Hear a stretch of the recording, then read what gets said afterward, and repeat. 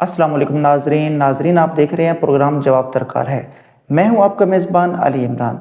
ناظرین، ہم ایک نہایت اہم موضوع پر سلسلہ وار گفتگو کر رہے ہیں: پریشانی اور اضطراب کے عوامل۔ گزشتہ نشست میں ہم نے جانا کہ ماضی کے افسوس، مستقبل کے خوف، زندگی کے بے مقصد ہونے اور نا امیدی جیسے رویے کس طرح انسان کے اندرونی سکون کو چھین لیتے ہیں۔ آج کی نشست میں ہم مزید چند ایسے خطرناک اخلاقی اور روحانی مسائل پر بات کریں گے جو ہماری بے چینی اور اضطراب میں اضافے کا باعث بنتے ہیں۔ ان میں شامل ہیں: اللہ کی نعمتوں پر شکر نہ کرنا، دوسروں کے بارے میں سوء ظن یا بدنیتی رکھنا، غیبت جیسے گناہ کا ارتکاب اور اپنی زندگی کو غیر منظم انداز میں گزارنا۔ ان تمام امور کی ظاہری اور باطنی زندگی پر کیا تباہ کن اثرات مرتب ہوتے ہیں، آج ہم جاننے کی کوشش کریں گے۔ اس اہم موضوع پر گفتگو کے لیے ہمارے ساتھ موجود ہیں قبلہ علامہ محمد حسین مبلغی صاحب۔ آپ نور الہدیٰ ٹرسٹ کے ادارے جامعہ الرضا میں عرصہ دراز تدریس کے فرائض سر انجام دے رہے ہیں اور آپ معاشرتی اور روحانی مسائل پر گہری نظر رکھتے ہیں۔ علامہ صاحب، آپ کو پروگرام میں خوش آمدید کہتا ہوں۔ علامہ صاحب، مجموعی طور پر یہ تمام رویے، شکر گزاری کا فقدان، بدگمانی، غیبت اور بے ترتیبی، ان سے بچنے کے لیے قرآن و سنت ہمیں کیا عملی رہنمائی فراہم کرتے ہیں؟ اعوذ باللہ من الشیطان الرجیم، بسم اللہ الرحمن الرحیم۔ ہماری یہ بات ہو رہی ہے کہ احساس سے انسان جو ہے نا دنیا میں احساس کمتری کا شکار ہو جاتے ہیں، اضطراب ہو جاتے ہیں، پریشانی آ جاتے ہیں، ٹینشن آ جاتے ہیں۔ تو اسی کے سلسلے کو ہم آگے بڑھاتے ہوئے یہ انسان کیوں مضطرب ہوتے ہیں، کیوں پریشانی ہوتے ہیں، تو میں نے مقدمے کے طور پر اشارہ کیا تھا۔ معصومین نے پہلے سے ان چیزوں کے بارے میں بتایا گیا ہے، لیکن اس کے ساتھ ساتھ معصومین نے یہ بھی بتا دیا اس کے لیے علاج کیا ہوتا ہے، کیا ہوتا ہے۔ تو اس میں سے عوامل اضطراب میں سے جو ہم نے آخری جو تھا وہ دنیا پرستی ہے، دنیا طلبی ہے، جاہ طلبی ہے۔ اس میں انسان کو جو ہے نا وہ ناکامی حاصل ہوتے ہیں، اس کے ہاتھ میں نہیں آتا۔ جب اس دنیا میں وہ چیزیں ہاتھ میں نہیں آتی تو انسان مضطرب اور پریشان ہو جاتے۔ انہی میں سے ایک چیز جو ہے نا، جو اگلا مرحلہ ہے، وہ آ جاتے ہیں احساس ناسپاسی ہے، یعنی احساس شکر نہیں کرتا۔ جو ہاتھ میں ہے، جو اللہ نے نعمت دی ہے، اس پر شکر نہیں کرتا۔ اللہ تعالیٰ خود فرماتے ہیں قرآن میں، لئن شکرتم لازیدنکم، تم شکر کرو گے تو میں اضافہ کروں گا۔ لئن شکرتم ولئن کفرتم، اگر تم نے کفران کیا، کفر کیا، ناسپاسی کی، شکر گزاری نہیں کی، تو ان عذابی لشدید، میرا عذاب جو ہے نا بہت سخت ہوگا۔ لیکن یہ قانون کے تھوڑا سا معاشرے کے قانون کے خلاف یہ بات جو ہے نا ایسا عجیب سے لگتا ہے، کیونکہ میں آپ سے یہ کہتا ہوں نا کہ آپ میرے گھر میں آ جائیں تو میں آپ کو چائے پلا دوں گا، اگر نہیں آئے تو میں ڈنڈا لے کے آپ کے گھر کے پاس آ کے آپ کو مارنے کی تو بات ہی نہیں ہے نا، یہ تو۔ لیکن خدا یہاں پر اس قانون کے جو ہے نا بات اس کے خلاف ہے، کیونکہ تم نے شکر کیا تو میں اضافہ کروں گا، اگر شکر نہیں کیا تو میرا عذاب سخت ہے، یعنی عذاب سخت عذاب دوں گا، یہ تو اس کی تو شکر کیا تو میں زیادہ کروں گا، نہیں کیا تو نہیں کروں گا۔ سمپل سے بات ہے، سادہ بات ہے۔ لیکن ان عذاب لشدید، اس میں بہت خوبصورت جو ہے نا وہ تفسیر یوں ہو جاتا ہے آیت کی کہ آپ نے شکر کیا تو میں اس میں اور توفیق دوں گا، چاہے عبادت پر ہو، اچھے مثلا عبادت پڑھ لیے، عبادت کی ہے، مثلا نماز شب پڑھ لیا، بہت سے مزہ آ گیا تو اس کے اوپر شکر کر کے 2 رکعت اور پڑھے، خدایا مجھے آپ نے یہ توفیق دیا تو میں نے یہ نماز پڑھ لیا، آپ مجھے توفیق دے دیا تو اللہ اور توفیق زیادہ دے گا۔ اگر نہیں کیا، اس پر شکر نہیں کیا، تو ان عذاب شدید سے مراد یہاں پر یہ ہوتا ہے جیسے کسی کو مال ہے، کسی کی دولت ہے، کسی کی زبان ہے، کسی کو اللہ تعالیٰ نے بہت کچھ دیا ہوا ہے، اس پر اگر شکر ادا کریں، جس راہ میں خرچ کرنا ہے وہ خرچ کرتے جائیں تو اللہ تعالیٰ اس میں اور توفیق زیادہ دیتا جائے گا۔ اگر نہیں دیا تو ان عذاب شدید کا جو آخرین تفسیر یوں ہو جاتے ہیں کہ جب آنکھ بند ہو جائے گا، جب وہ چیز ہاتھ سے نکل جائے گا، مال پھر تمنا کرے گا خدایا اگر آپ مجھے مال دے تو پھر میں خرچ کرتا۔ اللہ کہتے ہیں جب دیا تھا تم نے شکر نہیں کیا، اب یہ چھین لیا ہے۔ یہاں پر انسان کو ٹینشن ہو جاتے ہیں، یار میں اگر اس وقت یہ صحیح کام کرتا تو صحیح راستے پہ ابھی تک میرے ہاتھ میں ہوتا۔ کسی مومن کو خواب میں کسی نورانی اسی نبی نے کسی نے کیا، تیرے زندگی جو 20 سال باقی ہے اس 20 سال میں 10 سال کو اللہ نے فیصلہ کیا آرام راحت میں گزریں گے اور 10 سال جو ہے نا تمہارا مشکلات کے ساتھ گزریں گے۔ اس نے کہا ٹھیک ہے، میرے گھر میں ایک جو ہے نا وہ مومنہ ہے، بیوی ہے، بہت مومنہ ہے، میں اسے مشورہ کر کے آپ بتا دوں گا۔ جب انہوں نے اسے مشورہ کیا تو اس کی بیوی بھی ہونے جو ہے نا کیا ہے سیرت والے عورت تھی اس کے ساتھ، کیونکہ وہ حقیقت میں وہی لتسکن الیہا، تاکہ سکونت گھر میں اطمینان، کیونکہ اس طرح سے ہوتے ہیں۔ تو اس لیے انہوں نے اس مشورہ کیا تھا اللہ کریم میں پہلے والے 10 سال زندگی آرام راحت سے گزر جائیں گے، پھر اللہ کریم میں بعد میں دیکھا جائے گا۔ تو اس نے اگلے دوبارہ خواب میں وہی نورانی شخص ہے، اچھا فیصلہ ہو گیا، اس نے کہا جی فیصلہ کر لیا۔ کیا کیا کہ ہم پہلے والے 10 سال جو ہے نا ہم نے آرام راحت میں گزرنے کے لیے فیصلہ کیا۔ جب یہ کہا تو انہوں نے مال دولت آنا شروع ہو گیا، جب اللہ نے دینا تھا تو بیوی نے اس کو، نیک سیرت بیوی ہے، اس کا فلاں رشتہ دار کو تھوڑا پہنچا دو، یہ فلاں ہمسایہ ہے اس کو دے دو، فلاں غریب ہے اس کو دے دو، دیتے گیا 10 سال گزر گیا، 15 سال جو وعدہ دیا تھا مدت گزر گیا، مال پہ مال جو ہے نا آ رہا ہے اور کمی کی کوئی وہ نہیں ہے، تو پریشان ہو گیا۔ کافی مدت کے بعد وہی نورانی شخص خواب میں آ گیا، تو انہوں نے سوال کیا اس بندے مومن نے، آپ نے تو وعدہ دیا تھا کہ 10 سال آرام سے رہیں گے، 10 سال مشکلات میں، تو اللہ نے تم نے شکر ادا کیا اللہ کی نعمتوں پر، اللہ نے یہ فیصلہ کیا تمہارا اگلا زندگی بھی آرام راحت میں گزر جائے۔ تو جو نعمت ہاتھ میں آ گیا اس پر شکر کریں، جو انسان کو طاقت دی ہے اس کو استفادہ کرے، اس کو کام کرے اس کے لیے، کسی کو مقام دیا ہے، پوسٹ دی ہے، کرسی دی ہے، اس سے استفادہ کرے، غریب غربا کی کام آ جائیں، یا اپنے ڈیوٹی کو صحیح طرح سے انجام دے دیں۔ جب اس کو اس نعمت پر شکر ادا کریں گے، صحیح استفادہ کرے گا، صحیح استعمال کرے گا، تو اللہ تعالیٰ اس کو آگے اور توفیق دیتا ہے، اضطراب نہیں ہوتا، پریشانی نہیں ہوتا، کیونکہ وہ اپنے احساس ذمہ داری سمجھتے ہیں کہ میں نے یہ لینا ہے۔ جب وہ نہیں کرتا، ناشکری کرتا ہے، تو انسان بعد میں ٹینشن میں آ جاتے ہیں۔ تو خود قرآن میں بھی اسی کی طرف اشارہ کیا ہے وجہ سے۔ اگلا جو مرحلہ ہوتا ہے انسان کہتے ہیں فنا ہے، نابود ہے، یہ ختم ہو جاتے ہیں، یہ کوئی بقا، کیونکہ وہ چیزیں تو نظر تو نہیں آتے ہیں۔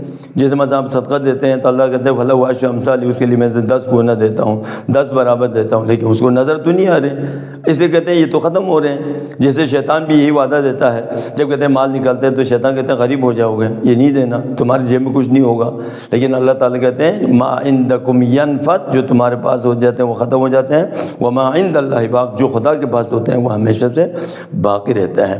تو سب سے قیمتی چیز جو انسان کے پاس ہوتے ہیں نا وہ اس کی عمر ہے، اس کا سرمایہ جو ہے نا اس کا لحظات ہے، سیکنڈ ہے، منٹ ہے۔ جب کسی کے مثلا اللہ تمام مرضا کو شفا عاجلہ و کاملہ نربل میں، مثلا کوئی مریض ہو جاتے ہیں، دل کا دورہ پڑ جاتے ہیں، اب ڈاکٹر کہتے ہیں آپ کا دل جو ہے نا ہم چینج کریں گے، ابھی چینج کریں گے، لیکن کتنا پیسہ لگے گا؟ کہتے ہیں 2 کروڑ، کہتے ہیں چلو جی 2 کروڑ دے دو۔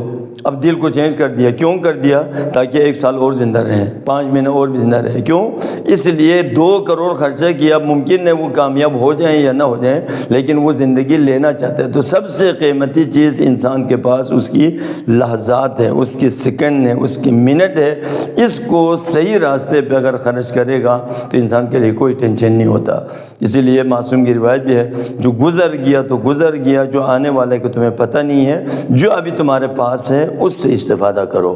جب اس سے استفادہ کرے گا تو انسان جو ہے، اس لیے انسان بقا کی طرف، ہمیشہ باقی رہنے کی طرف اس کا عقیدہ ہو، جو میرے جو فنا ہونے والی چیزیں میں راہ میں خرچ کر رہا ہوں، کیونکہ ہم تو ایک قطرہ ہے، جب اس قطرے کو ملا دیتے ہیں دریا سے تو اس کے لیے وہ قطرہ دریا سے جب مل جاتے ہیں اس کے لیے بقا مل جاتے ہیں۔ تو خدا جو ہے نا وہ دریا کی مثال ہے، معصوم جو ہے نا وہ دریا کی مثال ہے۔ جیسے ہم اپنے عبادت کو، اپنے عزاداری کو، اپنے گھر میں کوئی چیز حسین کے نام پر جب وقف کرتا ہے، حسین سے جب منسوب کرتا ہے، اس کے نام پر جب عزاداری کرتا ہے تو ہم اس بقا سے مل جاتے ہیں۔ اسی لیے کہتے ہیں جو راہ خدا میں شہید ہو جائے تو اس کو کیا ہے، مردہ مت کہو، کیونکہ وہ زندہ ہوتے ہیں۔ کیونکہ خدا زندہ ہے، جب خدا کے نام پر جب دے دیتا ہے وہ چولہا ہو جاتے ہیں تو اس کے لیے پھر بقا مل جاتے ہیں۔ کل من علیہا فان ویبقى وجہ ربک ذو الجلال والاکرام، ہر چیز فنا ہے مگر وہ جو خدا کے لیے انجام پاتا ہے۔ ویبقى اللہ نہیں ہے، خدا باقی رہے گا، ایسے بات نہیں ہے۔ ویبقى وجہ ربک، یعنی اس لیے قربت اللہ، وجہ اللہ، خدا کے لیے جو انجام دیتا ہے پھر اس کے لیے بقا ہو جاتے ہیں۔ تو اس لیے شہداء خدا کے لیے اپنی جان کا نذرانہ پیش کرتا ہے تو اس کے لیے بقا ہوتا ہے۔ تو ہمارے عبادت کے دار و مدار بھی قربت اللہ ہوتے ہیں، وجہ اللہ ہوتے ہیں، خدا کے لیے ہوتا ہے۔ جتنا اس کے اندر اخلاص آ جاتے ہیں تو اس لیے وہ بقا کا جو ہے نا اس کے لیے ضامن ہوتا ہے۔ جیسے مثلا صدقہ دیتے ہیں، آپ سمجھتے ہیں صدقہ جو ہے نا وہ ختم ہو جائے گا، میرے جیسے پیسہ نکل جائے گا، لیکن کہتے ہیں صدقہ اس کے فقیر کے ہاتھ میں پہنچنے سے پہلے کہتے ہیں خدا کے ہاتھ میں پہنچتا ہے۔ اس لیے ہم نے بہت سے ایسے بزرگ ایماندار لوگوں کو دیکھا ہے ایران میں، عراق میں، کہ وہ صدقہ دینے کے بعد اپنے ہاتھ کا بوسہ لیتے تھے۔ جب پوچھتے تھے کیوں لیتے ہیں، کیونکہ اللہ کے ہاتھ سے مس ہو چکے ہیں، اس لیے صدقہ فقیر کے ہاتھ سے پہلے خدا کے ہاتھ میں پہنچتا ہے. اب اس لیے وہ بقا کا ضامن ہو گیا. جب بقا کا ضامن ہو گیا اس لیے اس کے ٹینشن نہیں ہوتا. جب عقیدہ نہیں ہے پھر اس کو ٹینشن ہو جاتا ہے. اس لیے خدا کے نظام رزق کے مسئلے میں بہت عجیب سے ہے. میرے جیب میں ابھی جو ہے نا وہ ٹوٹل 500 روپیہ ہے اور کچھ بھی نہیں ہے. اب میں ٹینشن میں ہوں, پریشانی میں ہوں. خدا کہتے ہیں ان قدر علیہ رزقہ فلینفق, جو تم پر رزق کی تنگی آ جائے, ٹینشن ہو جائے, پریشانی ہو جائے تو اسی کو بھی انفاق کرو. وہی جیب میں وہی 500 بھی خدا کی راہ میں دے دو, آگے دے دو تو پھر آگے خدا کی طرف سے آئے گا.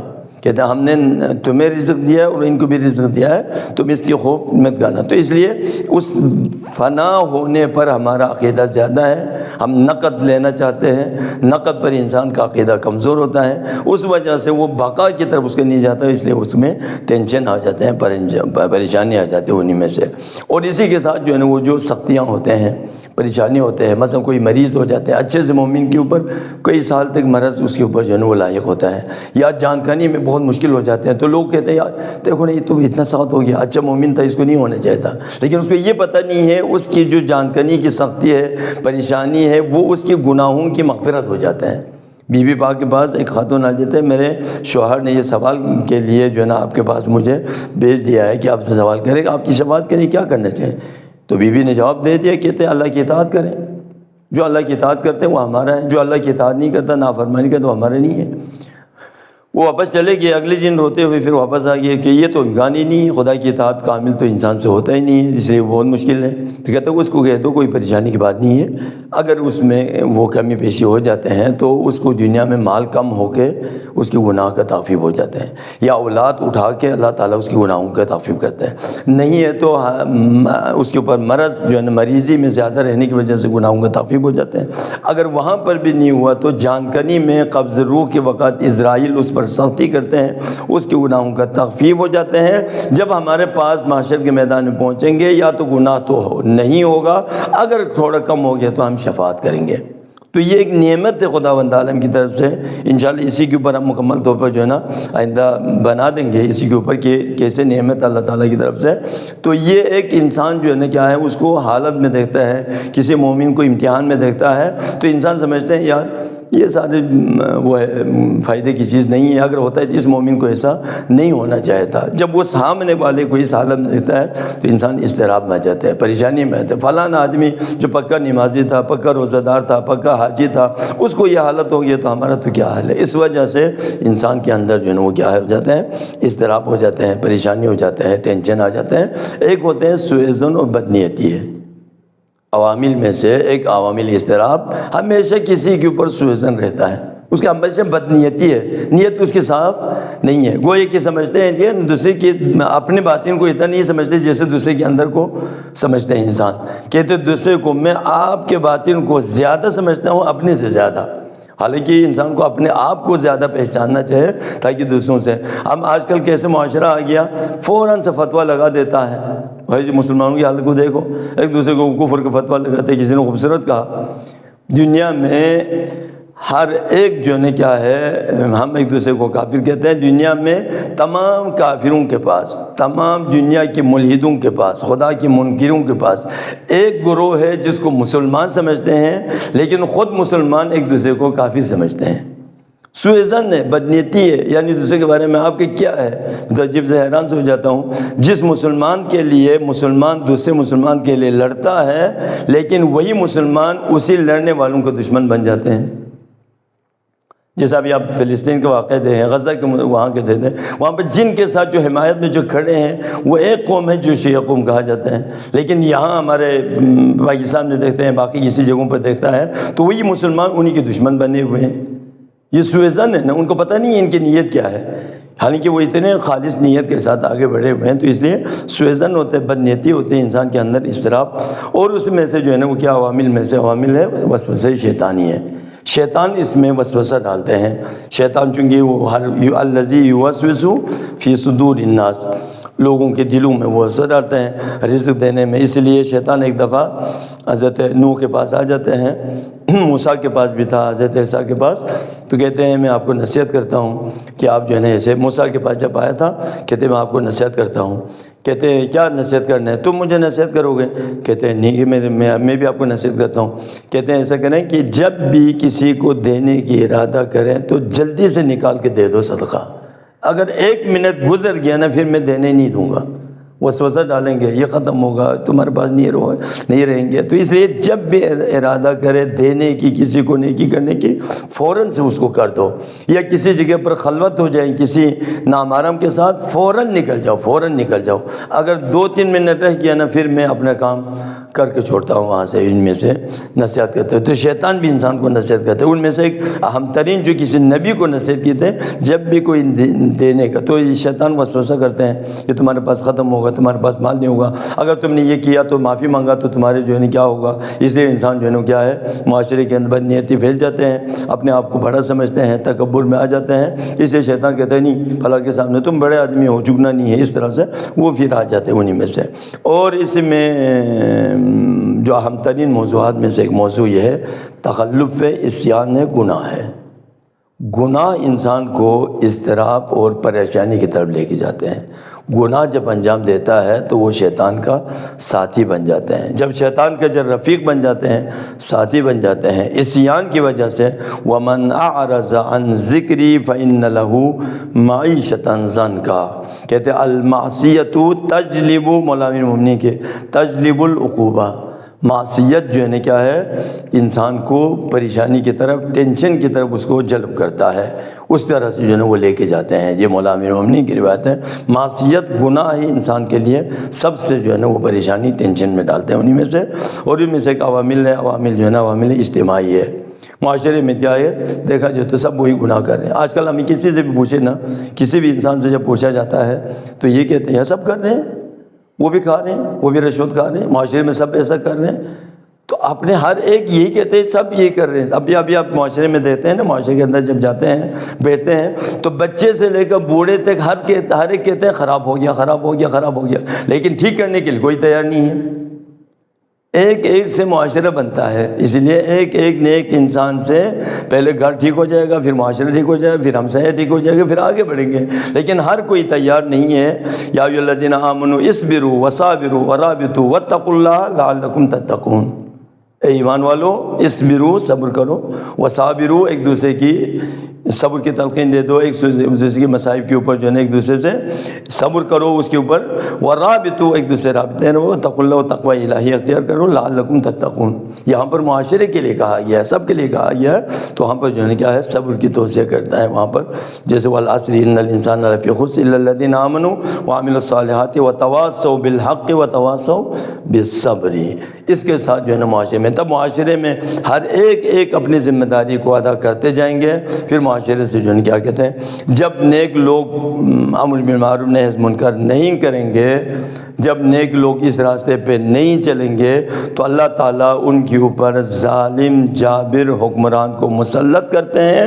جب اس وقت مسلط کرے گا تو تم میں سے جو نیک انسان ہے وہ دعا کریں گے تو اللہ تعالیٰ ان کی دعا کو قبول نہیں کرتے ہیں۔ اس لیے یہ ہمارے ہاتھوں میں ہمارے کاموں کے نتیجے ہو جاتے ہیں، اس وجہ سے ہوتا ہے۔ انہی میں سے ان میں سے عوامل اضطراب میں سے آخری ایک وہ یہ بھی ہے کہ غیبت کرنا ہے، ایک دوسرے کی غیبت کرنا، فلاں یہ کر رہے ہیں، فلاں دو کر رہے ہیں، اس طرح سے معاشرے کے اندر جو ہے نا اضطراب پریشانی جو ہے نا وہ بڑھ جاتے ہیں۔ حالانکہ وہ غیبت کر رہا ہوتا ہے لیکن دوسرے بندہ جو ہے نا، اس لیے الغیبۃ اشد من الزنا، زنا سے بدتر کہا گیا، اس لیے کیونکہ انسان عزت کما کر 30 سال 40 سال کوشش کر کے معاشرے کے اندر اس کے امیج بن جاتے ہیں، مقام بن جاتے ہیں، عزت بن جاتے ہیں۔ کسی بندے کے ایک غیبت سے اس کا 30 سال جو بنائے ہوا بلڈنگ جو ہے نا وہ ایک دفعہ گرا دیتے ہیں۔ اس لیے غیبت کو زنا سے بدترین کہا گیا ہے، کیونکہ کسی کو، اور یہ مردہ بھائی کی گوشت کھانے کے برابر کہا ہے۔ تو اس لیے غیبت کی وجہ سے ایک دوسرے کی غیبت کرنا، اب تو غیبت تو گناہ ہی نہیں سمجھتے معاشرے کے اندر،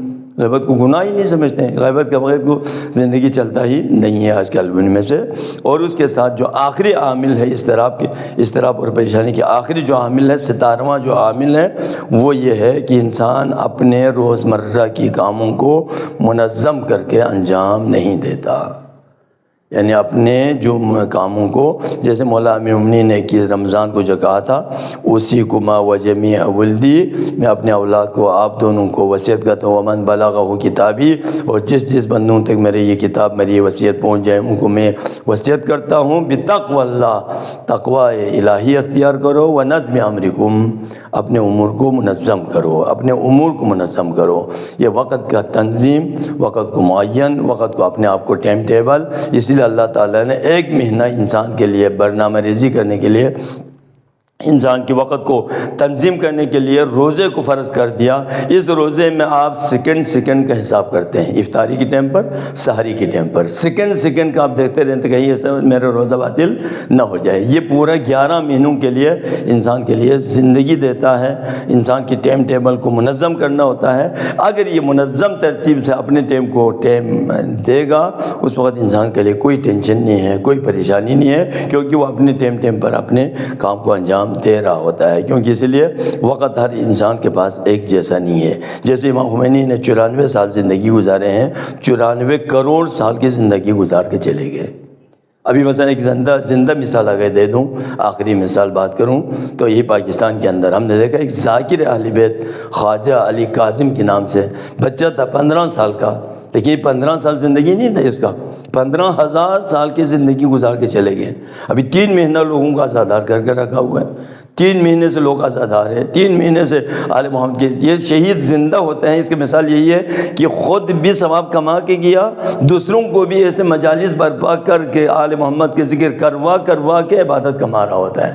یہ زندہ مثال ہے۔ یعنی جو انسان جو اپنے وقت کو ٹائم ٹیبل کو منظم جب کرتا ہے تو اس کے لیے جو برکت اللہ تعالیٰ اس کی زندگی میں عطا کرتا ہے، وہ 1 سال کو اللہ تعالیٰ اس کے لیے جو ہے نا ہزاروں سال کا مقام دے دیتا ہے۔ اس کا جو آخرین خوبصورت اگر مثال دے دوں تو اور جو 1000 کا مقابلہ کرنے والا پہلوان کم از کم 30-35 سال ہوں گے، لیکن چند قدم کے لیے حسین کی طرف آیا، 3-4 گھنٹے کا ہوگا، جیسے آیا تو واپس چلا گیا، شہید ہو گیا۔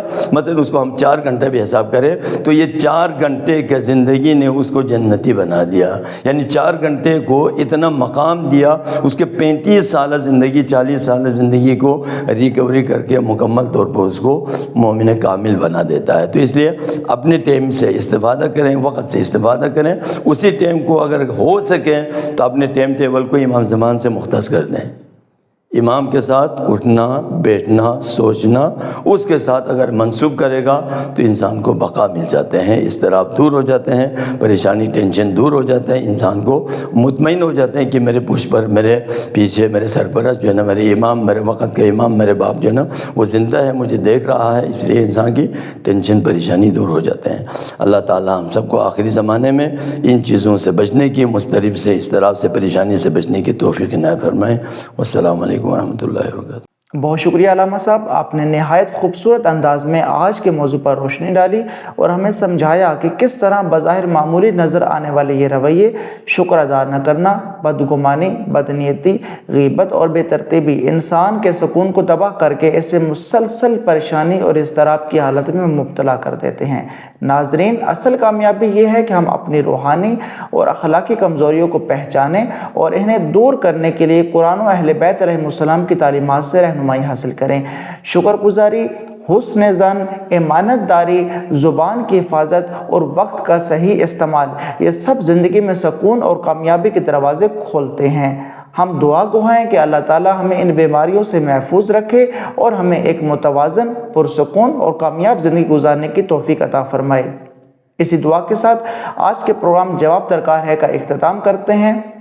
اگلے پروگرام میں ایک اور اہم موضوع کے ساتھ آپ کی خدمت میں حاضر ہوں گے۔ تب تک کے لیے اپنے میزبان علی عمران کو اجازت دیجیے۔ اللہ حافظ۔